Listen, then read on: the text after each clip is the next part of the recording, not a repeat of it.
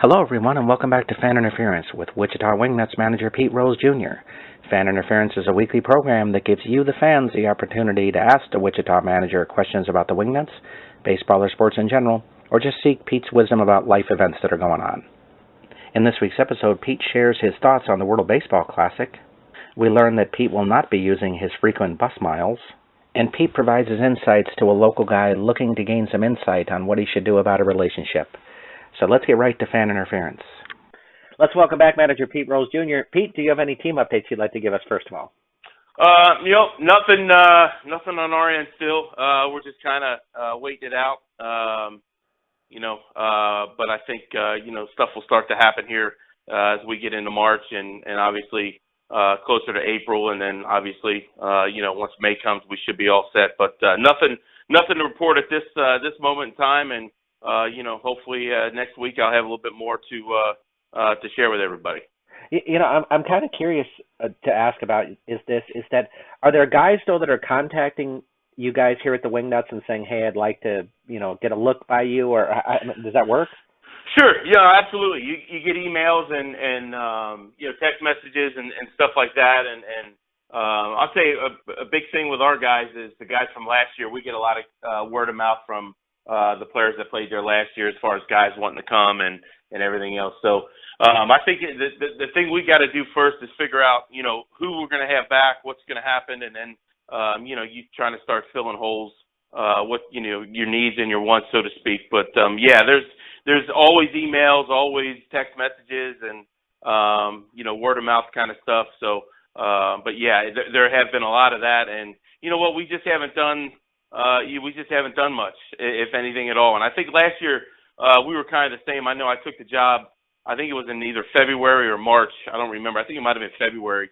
And, we really didn't start doing stuff until maybe the middle of March anyway. So I guess we're, from a Wingnut standpoint, I think we're kind of right on schedule. Absolutely. Well, let us head to our fan questions this week. First of all, we have Blake from Wichita. He says, I know in Major League Baseball they talk about there is kind of an unwritten rule that you never trade within your division. Isn't it weird to trade with teams in the same league as you? Yeah, it is, but I mean, if you're trading a guy, I mean, I don't really think it really makes a difference on, where you're going to trade him. I think if you're going to trade him within your division and you think he's going to come back and beat you, then, why are you trading him in the first place? I think if you have your guys back and you really believe in your guys and you really care for them, I don't really think it matters where you trade them, as long as they're going to go out and have an opportunity to play, kind of like Tyler Earps with us last year. I mean, we didn't want to trade him by any means. He's a solid player, great kid, works his tail off, but you know what? He deserved to play, have a chance to play every day, and that's why we sent him over to Bobby at Lincoln, and he did a tremendous job for them. So, I don't really think it's so much in the division part. I think a lot of people say, well, they'll come back to, haunt you or everything else. Well, if that's the case, if you're thinking that way, you probably don't want to get rid of them anyway. At least that's what my thought is. Next up is Sean from Wichita. He says 3 teams in the South and in Texas this season. Do you guys get frequent bus miles? And we're back. That's a shocker. Another question about the schedule. You know what? I'll tell you what. At least the 2 teams are only maybe 5 hours away, which isn't bad. And then, like I said 1,000 times, and I'll say it 1,001. Once you get to Laredo, it may be one of the nicest places in the league, just because the people, the people at the hotel, the restaurants around the hotel. There's a lot of stuff to do. You can walk to the ballpark. But no, we don't get bus miles. I wish we get frequent flyer miles, which means, we're on a jet flying somewhere. So, I'll have to talk to Josh maybe here in a week or two and see if I can maybe swing something, but I mean, one good thing is I think that, this summer they're putting a statue here in Cincinnati for my dad. And I think it's, the weekend of the 18th or 17th of June, which happens to fall on the weekend. We play at home against Fargo, and then we take a lovely 14-hour bus ride to Laredo. So there may be a chance that I get to fly that one from Cincinnati to Laredo. So we're gonna keep our fingers crossed on that one. I think people need to understand too is that even if there were frequent bus miles, you wouldn't be using them. No, not at all. And you know what? I tell you what, and you hear everybody hears me bellyache about the schedule and everything else, and it's not about. Listen, when you get on a bus is a bus. I don't care if you have the entertainer bus that we have, and that's 1,000% nicer than just a regular standard coach. But you know what? A bus is a bus, and when you're on there for a while. I just bellyache that my players got to get up and try to play the next day if it's not that same night, and I think it's unfair. And I just think it could be so much done so much better if you just put these people that are in charge of it, put them on a bus for 14 hours, have them go play 3 or 4 games, and get right back on the bus and come back for 14 hours and try to play a game. So our bus is great. I mean, Josh and Gary. Steve and Nate, they take care of us as far as, with our really, really long travel. But, like we talked about earlier, we go to Winnipeg for 3 days, we come home for a week, we go right back to St. Paul. Okay, why don't you just have it do us once, stop at St. Paul on the way home and do it that way. We go to Laredo. I think this year actually we get a chance to, either stop in one of the Texas teams and then go to Laredo, or go to Laredo, come back to one of the Texas teams and go home, just so you can break it up. You know what I mean? I think you sit on there for 12, 14 hours, and I'll tell you what, man, it's you got to tip your hat to the players, and I had to do it, but you know what? There's some bad trips, but yeah, we wouldn't use the bus miles. I mean, it's all charter, so no, we don't get bus miles. Jack from Derby would like to know from you. He says the Wingnuts have 10 of their first 13 games at home. Do you see winning 8 or 9 of those games as a key to setting a tone for the season? You know what? I just know that I want to say we open up on the 18th. Am I right on that one? I believe so, yes. We're going to be on time, and we're going to play the game the way it's supposed to be played on the 18th. Other than that, I really don't know what setting the tone is or whatever. If you tell me I got to go, 9 or 6-13 or 5-13, whatever we did last year, and had the same end result, I'm good with that. But you always want to win at home, obviously, just because you're home in front of your own, your home fans. But we're going to be on time on the 18th, and we're going to play hard. And whatever happens after the 18th, we'll go from there. But it's a marathon. It's not a sprint. You always want to get off to a good start. We didn't last year. And like I said, I think sometimes teams got to find their way, and it takes a little bit more time. So we'll see what happens. But on the 18th, we'll be there on time, and we'll play the game the way we're supposed to, and we'll see what happens after that. I think the one thing that people kind of forget about is the fact that you guys did get off to a kind of tough start and had the best record in the league. Robert, it's not how you start, it's how you finish. And I've been on really, really, really good teams that. Sometimes you just don't do it from the start. And you know what? You go back to, we started off slow. I think Winnipeg started off slow, and, we were left at the end, just us and them. They got a little bit hotter than we did at the end. And you know what? Look what happened. They won the championship. So you tip your hat to them. But, it doesn't really matter how you start. It's kind of how you finish. And that's what people don't realize. If it was a 5-game season, you know what? That first game, that's a must-win game for us. But you know what? We play 100 of them, so we're just gonna do the things that we do and worry about what we can take care of. And like you've heard me say 1,000 times, we're gonna be on time, and we're gonna play the game the way it's supposed to be played. And wherever the chips fall, that's where they fall. Bob from Wichita asks of you. He says, "What are some things you learned from last season that you would do different as the team's manager this season?"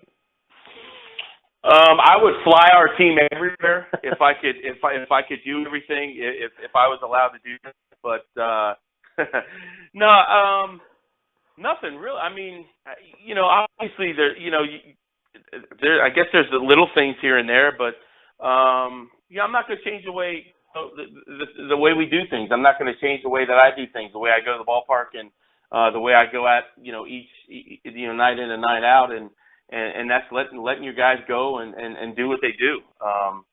We're still going to work hard. We're still going to we're going to be on time. We're going to play the game the right way. But, maybe there's a little things here and there, but I mean, I was pretty, I'm more than satisfied with what we did last year, and it was an unbelievable year. So, that whole term, if it's not broke, don't try to fix it. So, we're just going to keep doing the same things, and, hopefully, we'll have some success this year and get back and try to win a championship. But you know what? It's all up to my guys, and they got to go out and do what they do. And, we're going to give them every opportunity to do that. And you know what? We're going to make mistakes. We're going to make errors. We're going to strike out. We're going to give up runs. We're going to do all that other stuff. And, that's part of the game, and my guys know that. And as long as we're doing that aggressively, I think, we're going to be okay. Chris from Wichita would like to know from you. He says, is it me, or does the World Baseball Classic not seem that exciting? I'm different. I love it. I think it's great. I would have given anything to be able to play for USA, play for your country and go play, not in winter ball, but, with other countries. So I think it would be a little bit different if, let's say, maybe the first round was at Lawrence Dumont. I think it would be really exciting for people.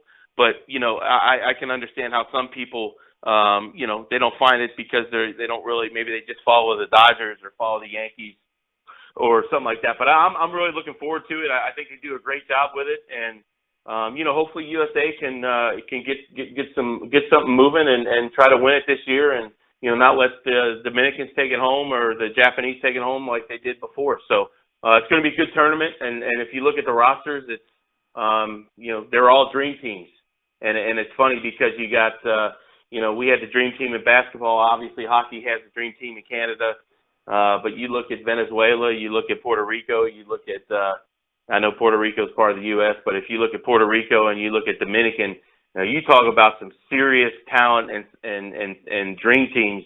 Man, I mean, I would have loved to have seen this back when I played, or even back when my dad played. I think it would have been, an amazing event. There are 3 or 4 guys, I think, from Lincoln that are playing on the Netherlands team, too. Yeah, I did see that. And, I thought Mitch Glasser had a chance to go with Team Israel. I know he's going to camp with them. And, we talked about him a little bit last week, I think it was. But, yeah, I mean, that's the thing is you get guys that get chances, and if they go and do well, who knows what could happen. So, and you know what? There's nothing like playing playoff baseball right in March. I think it's great. It's great for the game. It's great for the fans because you're not waiting until October to watch the playoffs or watch the World Series. I mean, this is and then you watch the Oriental teams, the teams from the Orient, Koreas and Japans and Chinese Taipei and those type of teams. They play and they play like this is everything. And I know we have pitch counts and stuff like that with the Americans because the big league season hasn't started yet. But you watch this Japanese team. I mean, they're all in from pitch one, and you know what? It's win or go home. So it's just exciting to me, man. I'm really looking forward to it. Sam from Wichita has an interesting question for you. He says, what are your thoughts on a guy who leaves a really good team because he is chasing more money? While I get wanting to make more, it seems like a lot of the time that the numbers drop dramatically and their career is over in a few seasons. Isn't that extra money really worth it when it's so detrimental to your career? Well, if his career's over, I don't really think he's going to worry about it because he just left somewhere to go get more money. So I think he's set, and I understand that part of it. The thing I don't understand is guys that have basically made their money in their career and they want to leave let's say a good team and go to an even worse team and not go to like a better team with a chance to win a ring. I think that's what your goal is. Obviously, your goal is when you play baseball or football or anything professionally, you want to provide for your family, obviously. But the money today, you can't blame guys for going to different clubs to make more money because, hey, they're setting their self up, their kids up, and their grandkids up, and anybody that would disagree with that, if they were put in that situation, they would do exactly the same thing as these guys are doing today. But I just think that if I would have made money to where I don't have to never ever work again in my life, I think I would rather go to a team that has a chance to win, whether it be a everyday player or part-time player. If I haven't won a championship or if I don't have a ring yet, I would want to do that as opposed to go somewhere else. But I think guys jumping ship and, going to other teams for more money, I don't really think they're established as much, and they probably haven't made, as much as, a lot of other guys have. Tiny asks of you, he says, Bryce Harper plays in D.C. Isn't it messed up that he would wear a Cowboys hat when he plays baseball where the Redskins play? It's not like he's from Dallas. You know what, though? He's a Redskins fan. I mean, you got to give him credit. I mean, I'm all for it. If I manage the Pittsburgh Pirates, every Sunday I'm not going to wear a Pittsburgh Steeler hat. I mean, I'm going to wear a Bengal hat. I mean, you gotta give him credit, man. I mean, you get a diehard fan, and being from Vegas, and I know he took a lot of crap from it, and I'm sure I take crap for being a Bengals fan, but it's great. I love it, and don't get me wrong, he doesn't play for the Redskins. He plays for the Nationals. Now, if it's him wearing a Mets hat or a Phillies hat, maybe that's a little bit different story. But it's a Cowboy hat, and I know he's a big Cowboy fan, so I like it. I think it's good for football, and it shows that he's a passionate fan about his team. I like it. I don't even think that I'd see Pete Rose Jr. in a Pittsburgh Steelers hat. So no chance. Brad from Andover asks, Major League Baseball is thinking of changing it so the visiting team takes batting practice first to try to encourage the visitors to come early. Are there some rules that are just made up so someone feels like they did something? Absolutely. Let's face it. Batting practice is for the fans anyway.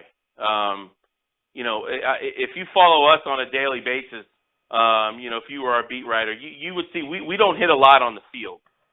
And I think you could hit too much.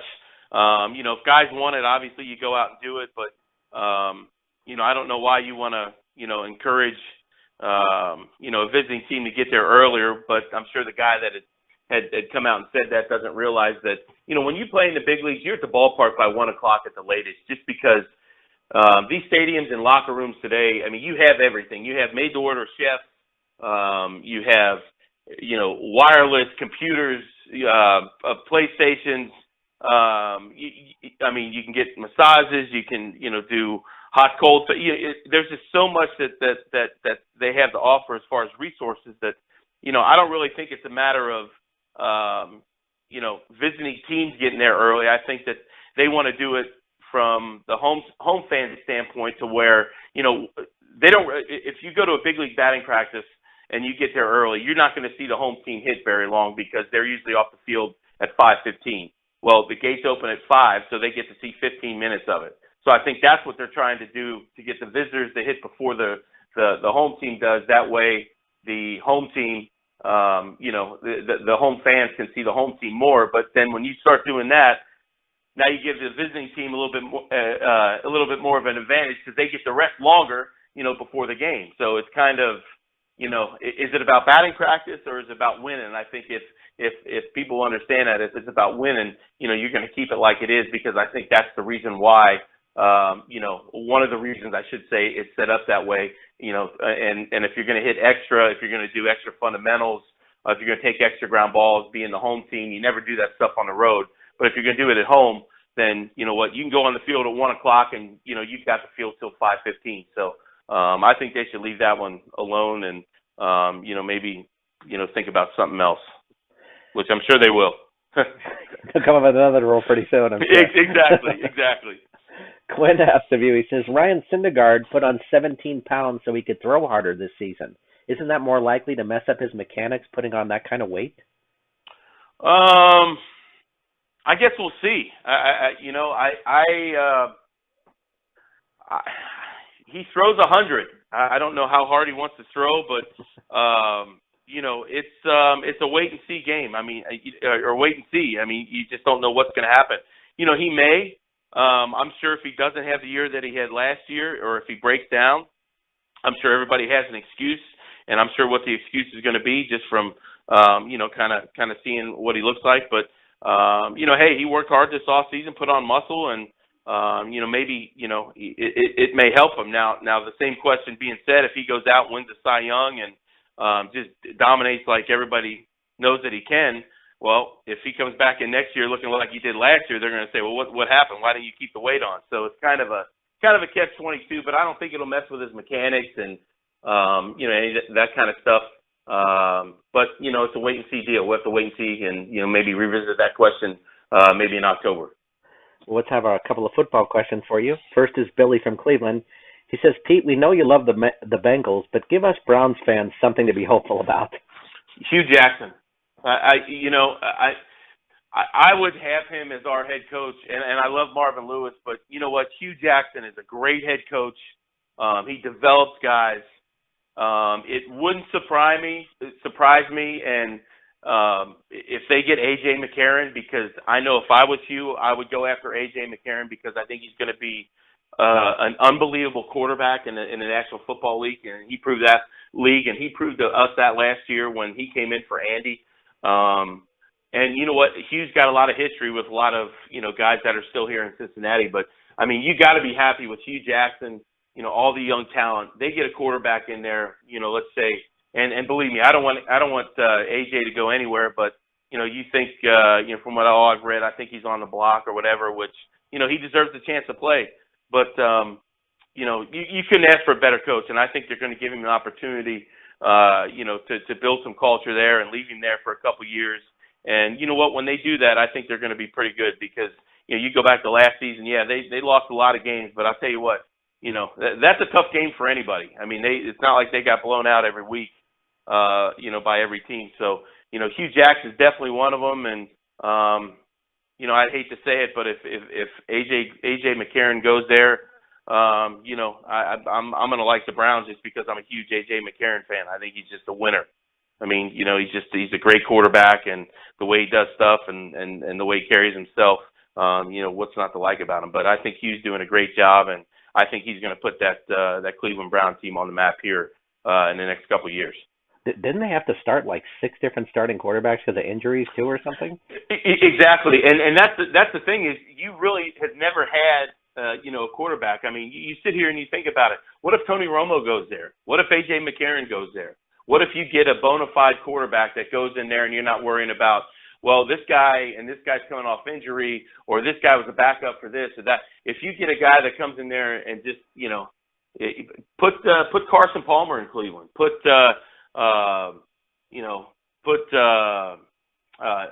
Matt Ryan in Cleveland. Put Jeff Goff in Cleveland. I mean, it's amazing on if you just get a solid quarterback there, it'd be a whole different ballgame because their defense is really good. Their skill players are good. Pryor had an unbelievable year this year as a receiver. So, and I think Hugh's going to do that just because he's an offensive guy. And, when he was here as our coordinator, man, our offense was just off the chart. I mean, Zampese did okay last year, but he's not Hugh Jackson, man. Hugh Jackson was a whiz, and he calls the plays up there. So I think that's all they're missing, and I think they're going to get one. John from Cincinnati says to you, he says Ben Roethlisberger is hinting that he may not play this season. Good riddance, I say.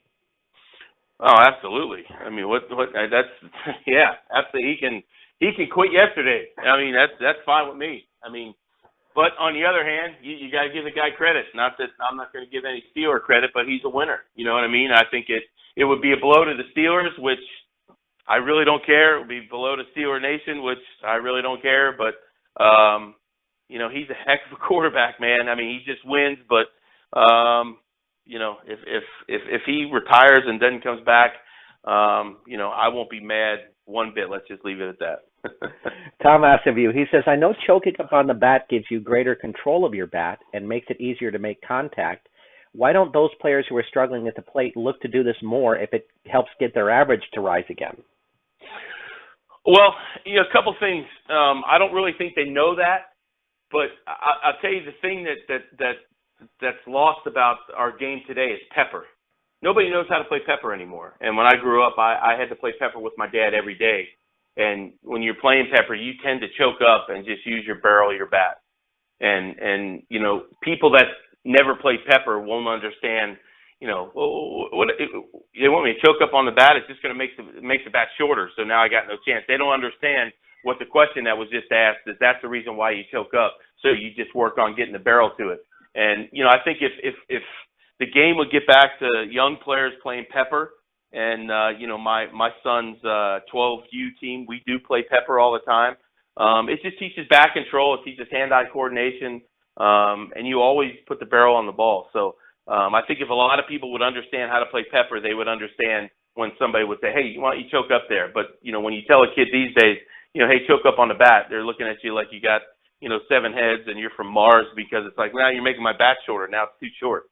Now I'm going to swing and miss at everything. So, it goes along a lot of things, but I'm all for it. I mean, I think, if you choke up, you're definitely going to help yourself when you're not swinging the bat the way, that you want to be. Maybe put on a hit and run when some guy's not doing as well as he should. But, it's just a lost art, man. And I think if it gets back to it, you'll see a lot more guys choking up. I mean, look at Bond. Bond choked up all the time. And it was because, he knew where the barrel was and he got the barrel for the ball. Tammy from St. Louis says, yesterday was President's Day, so are there any presidents you really admire? I mean, you got to admire all of them. I mean, they're our guy. They're the number one in charge. And you know what? I'm proud to be an American. I think I enjoyed listening. I thought Barack Obama did a good job. He's a great speaker. He seems like a great guy. But he was our guy, so I was all for him. President Trump is our guy now, and I'm all for him. I think you let the guy, give him a chance. But I think you got to be behind the guy who's in charge, just because we're all one. I mean, we're all Americans. It doesn't matter what color we are, or where we're from, or what sports team we like, or whatever. When it comes down to it, we like the Stars and Stripes. I mean, that's our team, and that's our team as a society. And I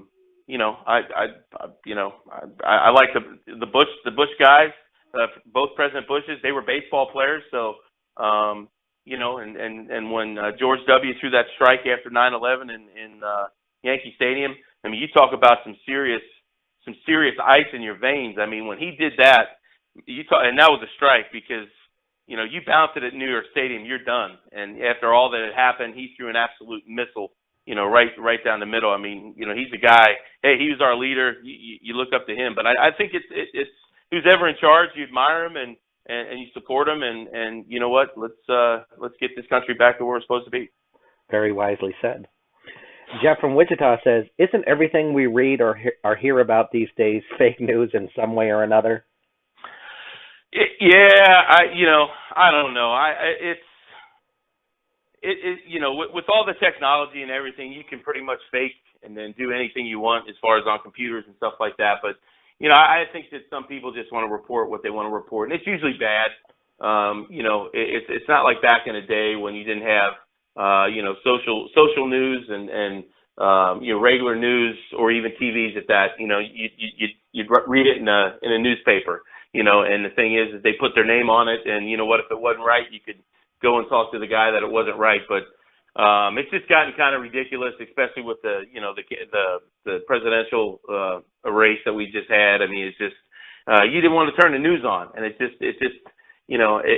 funny. I've always told myself if I would ever run for president, I wouldn't sit there and bash my opponent, just because if he beats me fair and square, or if he beats me regardless, I got to support him. He's our president. So, it was just a smeary campaign for both people, and the news just kind of took it and run. And, you got all this and that. You don't know what to believe, whatever. So, and everybody wants to read bad news anyway. Nobody wants to read anything good. So, I think there's a lot of fake news out there, which, I think it kind of stinks. Our last question this week is a return one from Lucas. He says, "Pete, I took your advice about the whole Valentine's Day thing and decided to end my relationship with that woman. Now she tells me she was wrong to take me for granted and would like to still date. My friends say to stay away from her, but I would love to hear your thoughts." Man, I'll tell you what, man. I'm leaning with your friends on this one. I just think that what's the change of heart? Why are you so good now? I mean, you were second fiddle 2 weeks ago. Why are you gonna waste your time on this one now? I think there's plenty of other fish in the sea that'll appreciate you wanting to do stuff for him, and not have another guy that wanted to take him out and choose that guy first. But I'm gonna side with his friends on this one, to where I think I think you cut your losses and you just kind of move on, because you never know. She may do it again, or something might happen. Not saying that she will, but I guess that'll always be in the back of your mind. Awesome. Thanks for joining us this week, Pete. We want to thank Manager Pete Rose Jr. for joining us on Fan Interference this week. If you have your own questions you'd like to ask the Wichita Wingnuts manager, please send them to us at askpete@minorleaguesportsupport.com. That's askpete@minorleaguesportsupport.com. Please have your questions to us by Sunday evening so we can give Pete a little time to review them before we record the show. I'm Rob Pannier, the managing editor of the Minor League Sports Report, and we'll see you next time on Fan Interference.